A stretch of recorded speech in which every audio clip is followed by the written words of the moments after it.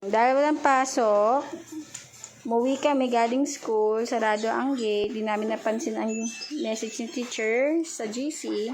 Dito na lang ni Caleb kakainin yung baon niya. Ayan. Ang baon niya sana for today is ampalaya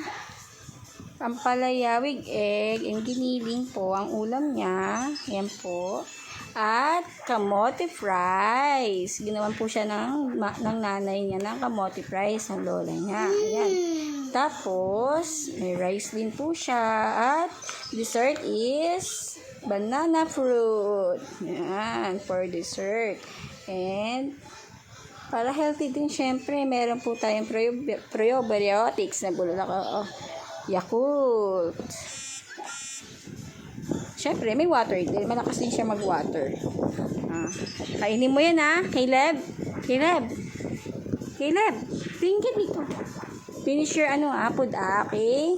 Ang healthy yan, eh. Pati nga, paano kumain ang palaya muna ng vegetable? Hindi. Ampalaya.